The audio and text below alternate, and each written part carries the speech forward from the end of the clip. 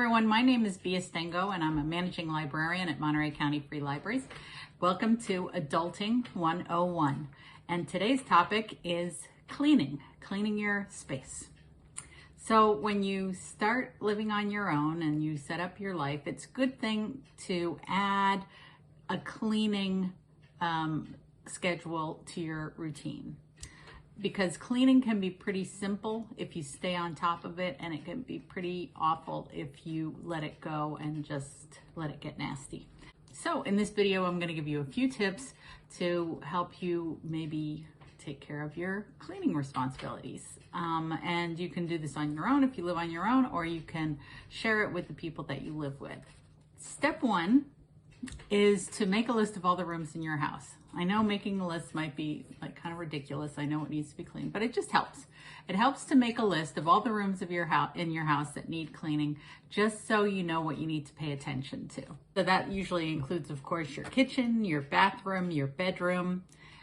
If you have a study, a living room, dining room, whatever you have. If you live in a small studio, all the better, because then that makes it easier and faster to clean, to keep on top of it. Next, step two is to think about the things that you need to clean in those rooms. So you probably need to clean the counters and the floor and maybe the cabinets, like in the kitchen when you're always touching the handles or the doors, and so you need to clean those every once in a while.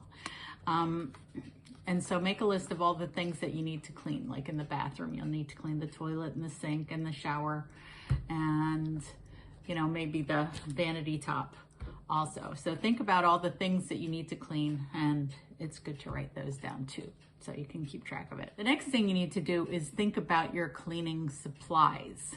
So you need to have some good supplies on hand. So you need brushes, gloves, a nice handy vacuum, and I love the electric ones because they're easier to lug up and down stairs, especially if you live in a two-story house like I do. It makes vacuuming so much more pleasant and easier to do if you have something that doesn't have a plug that you need to get around all the different areas. So you need to clean about your cleaning equipment and your cleaning supplies. So if you decide that you like to use bleach to clean your bathroom, you can get some bleach, and I don't recommend using it full strength. So what I do is I buy these little bottles at the dollar store, and then I dilute my cleaning products so that I can have cleaning products, buy cleaning products in a bigger container, for example, the bleach, and then dilute it by 25%, and it cleans really, really well like that. Or you can get some really nice organic and healthy, environmental friendly types of cleaning products that you can buy in concentrate and then dilute in one of your handy dandy little spray bottles. That'll help you clean.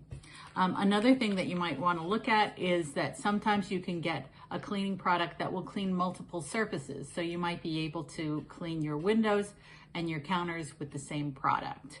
And so those type of things might be able to save you money. But yeah, definitely don't get too complicated with your cleaning supplies. As long as you have something that will clean it, you don't need to get every single fancy different type of cleaning for every specific surface. I find that if I stick to 2 or 3, it works great. It works just fine. And if I need something different, like a carpet cleaner, I'll get that. Also remember to have rags on hand. Rags are better to use than paper towels because you can just wash them, and it's better for the environment. Step number 4 is to create a routine around cleaning. So you can either decide that you want to choose a day of the week that you'll always do your cleaning, maybe Saturday or Sunday if you work during the week, or if you work on the weekends, maybe Monday or Tuesday to clean your space. And you can start by straightening things up and making it all look nice. And then you can just add it to your routine. Another way of doing it is to do a different room on different days of the week, just to keep it so that it's not a big chore, because it might take you several hours if you leave it all to one day.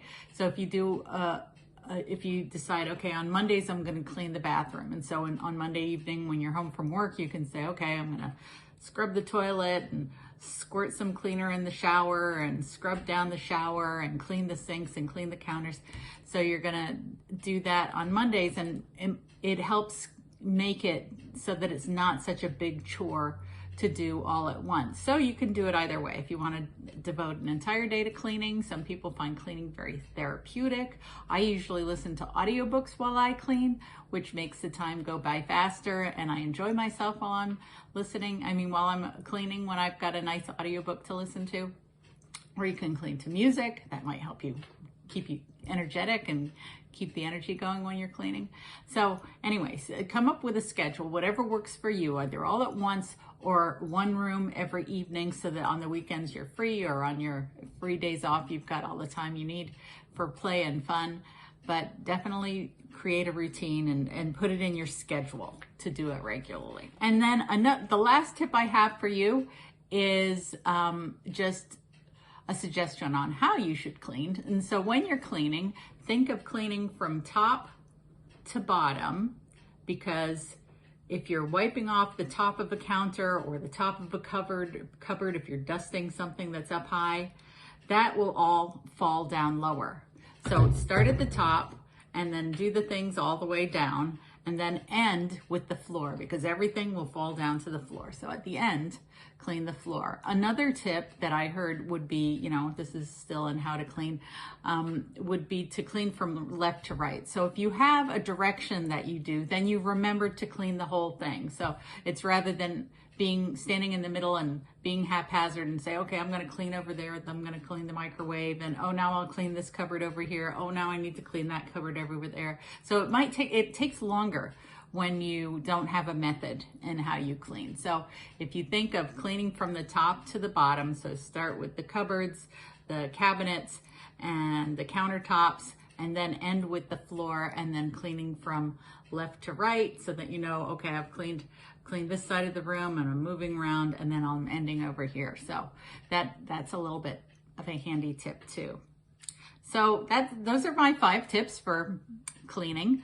And I just advise you keep it simple and don't get too complicated, and try not to get too detailed about your cleaning.